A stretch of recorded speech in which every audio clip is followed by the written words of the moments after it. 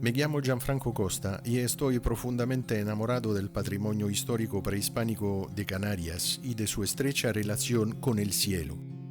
Empecé a colaborar con el grupo de arqueoastronomía de la Agrupación Astronómica de Fuerteventura por el estudio de los soles de Tejate en enero de 2018. Existen numerosos yacimientos arqueológicos en Canarias que incluyen marcadores naturales y artificiales alineados con los puntos donde se produce la salida o la puesta del sol en los solsticios y equinoccios, como de costumbre en los pueblos de cultura amazigh. Esto de Gueña, en Lanzarote, es uno de los ejemplos más llamativos. Otros se refieren a los puntos relativos al orto y al ocaso de la luna en sus lunasticios mayores y menores. Pero el de los soles de Tejate es el único caso en el que a todas estas informaciones se les añaden también los ortos y ocasos de algunas de las estrellas más brillantes identificables a simple vista. Por esto se formuló la hipótesis de que fueran unos observatorios astronómicos de los majos. Su interés científico, tanto desde el punto de vista arqueoastronómico como etnográfico, lo convierte indudablemente en piezas únicas y de extraordinario valor de nuestro patrimonio. Son parte de un amplio yacimiento prehispánico situado en el Malpaís de la Arena, en Lajares, en el municipio de La Oliva. Se trata de un espacio reportado en la Carta Arqueológica de Fuerteventura y clasificado como de protección integral, aunque perteneciente a una propiedad privada. Se trata de estructuras soliformes realizadas en piedras perfectamente alineadas según el eje este-oeste que coincide con los equinoccios. El sol de este, probablemente quizá el más antiguo, ya prácticamente no existe, debido a su casi total destrucción por obras autorizadas por el Ayuntamiento de La Oliva.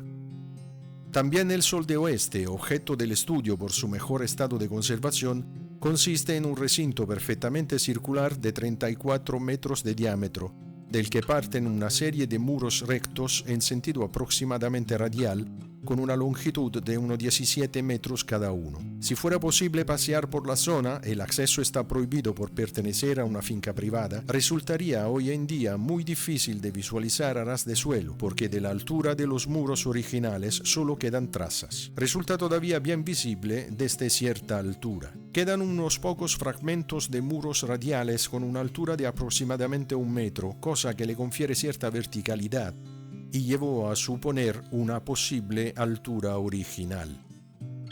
Gracias a un levantamiento topográfico realizado hace décadas por la arqueóloga dona María Antonia Pereira Betancourt, se pudo establecer con precisión la orientación de cada muro. En esa fase del estudio, pareció fundamental establecer la precisa alineación con el azimut del centro de cada pasillo, identificado por 2 muros contiguos. Cada año se repite el ciclo que determina las direcciones de los puntos de la puesta del sol entre solsticios y equinoccios. A los 3 puntos relativos a la puesta del sol corresponden otros 3 con respecto a su salida. Algo parecido pasa con los puntos correspondientes también al orto y al ocaso de la luna, en sus paradas o lunasticios mayores y menores, que se repiten en ciclo de 18 años y 11 días, y que según algunos estudios se relacionan con cierta alternancia periódica de años lluviosos y periodos de sequía. Así que teniendo en cuenta orto y ocaso de sol y luna, se identifican 14 puntos anuales, es decir, 14 azimut. Consecuentemente, surgió la pregunta sobre cómo interpretar todos los demás pasillos, y decidimos extender la búsqueda a las más brillantes de las estrellas visibles a simple vista. El ciclo de casi 26.000 años relativo al movimiento de precesión del eje de rotación de la Tierra provoca un gradual desplazamiento de orto y ocaso de las estrellas, así que buscando la distribución más uniforme a lo largo del tiempo, se propuso datar la posible fecha de edificación del sol de oeste. Para poner un ejemplo, así es como varía el azimut del orto de la misma estrella, Sirio, después de 4.300 años. Resultó evidente que la distribución de las estrellas con respecto a la orientación de los pasillos estaba bastante desordenada en el año 1000 a.C. y mejoraba un poco en el año 1 después de Cristo. La distribución más uniforme, es decir, identificar una estrella por cada pasillo, corresponde al año 1000 de nuestra era. En una segunda fase del estudio se trató de considerar los ortos helíacos de esas mismas estrellas, es decir, la fecha en la cual cada estrella vuelve a aparecer en el horizonte después de un largo periodo de invisibilidad, como sucede cada año.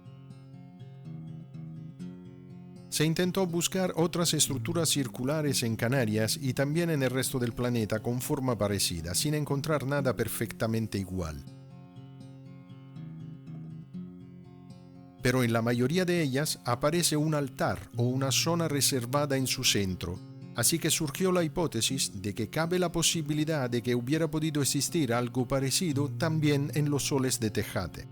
El amigo Carlos Vera notó que los muros radiales no resultan bien alineados con el centro del recinto circular y tuvo la brillante idea de prolongar la línea central de cada pasillo hacia el centro de la estructura buscando posibles patrones, cosa que hizo evidente la magia.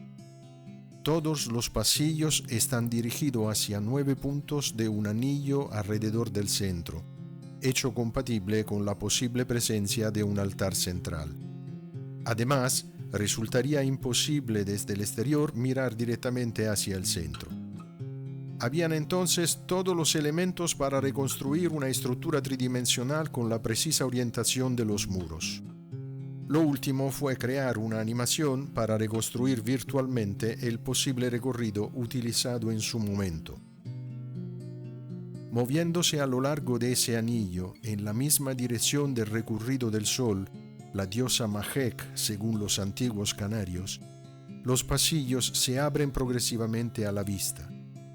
La primera vez que lo vi experimenté una emoción muy fuerte. Fue como volver a recurrir virtualmente el mismo camino que los antiguos usuarios de esta mágica estructura, única en el mundo conocido, utilizaban en sus rituales, como siguiendo sus huellas, dejadas hace muchos siglos.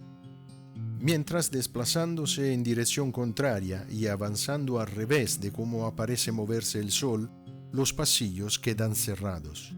Quizá una especie de castigo por haberse atrevido a seguir una dirección opuesta a la que el Sol recurre cada día.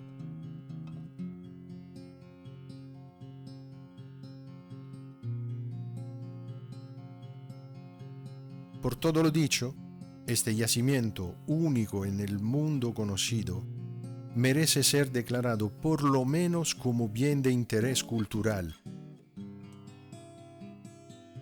y constituir objeto de un profundo estudio arqueológico por parte de reconocidos profesionales dotados de todos los medios y recursos necesarios. Muchas gracias por su atención.